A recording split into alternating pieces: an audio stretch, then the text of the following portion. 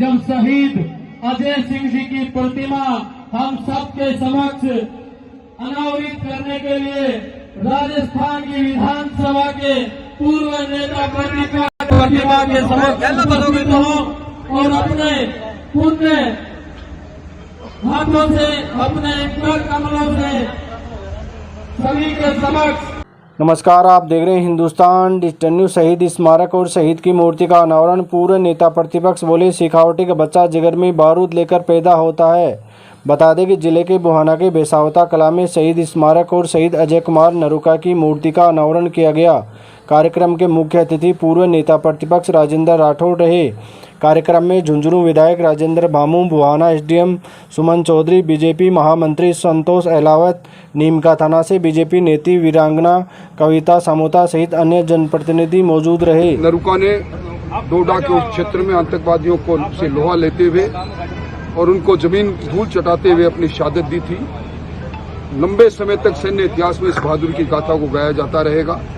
आज इस परिवार को सांत्वना देने और एक शहीद स्मारक के रूप में प्रेरणा का स्रोत का उद्घाटन हुआ है। इन सारे कार्यक्रम में बड़ी संख्या में पूर्व फौजी भी आए हैं। हिंदुस्तान को अपनी फौज पर गर्व है। ऑपरेशन शौर्य में जो बहादुरी दिखाई हमारी सेना ने, वो पूरी दुनिया ने देखी। सब लोग आए हैं।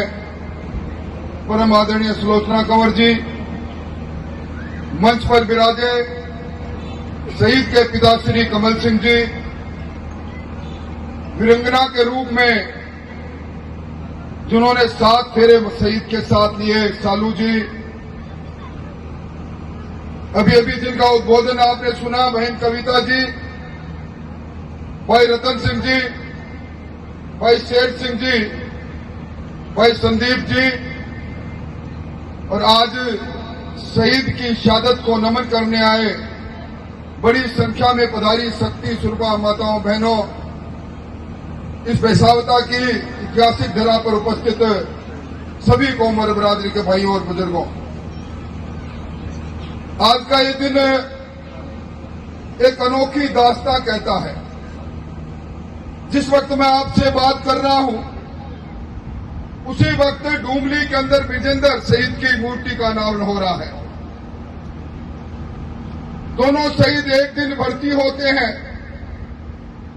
एक दिन शहीद होते हैं, और संयोग ये देखिए, ये मूर्ति जो प्रेरणाप्रद रहेगी, उनकी बहादुरी का इतिहास हमेशा हमें कहती रहेगी। आज मूर्ति का अनावरण भी आज एक साथ हो रहा है।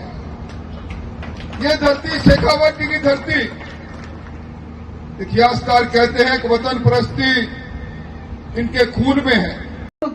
देश के ऊपर उसे एक ही चीज याद रहती है, भारत माँ, मेरे देश की सीमा, और उसी चीज भावना को लेके वो लास्ट तक उसकी सेवा करता रहता है। भगवान, अभी बहन ने बताया था कि भगवान हनुमान जी को, भगवान शिव को, भगवान राम को हमने कभी देखा नहीं है, लेकिन इन भाइयों को, इन शहीद भाइयों को हमने देखा है। ये कलयुग के देवता हैं। हमें इनको नमन करना चाहिए, इनको पूजना चाहिए, क्योंकि इन्होंने अपने लिए नहीं, देश के लिए, हमारे लिए अपने आप को कुर्बान किया है, ताकि हम महफूज रहें, हम सुरक्षित रहें। और इन्होंने कभी हमसे कुछ मांगा नहीं। हमारा भी नैतिक कर्तव्य यह बनता है कि हम उस परिवार को हमेशा संबल देते रहें। वो कुछ नहीं मांगता। और मेरे जो आज युवा भाई हमें उदाहरण, हमें एक जोशीले उदाहरण हमें दे रहे हैं, उनका, मीडिया का और सभी प्रशासनिक अधिकारियों का, यहाँ पे उपस्थित सभी 36 कौम की सरदारी को, इस वीरांगना कविता समोता का राम राम नमस्कार।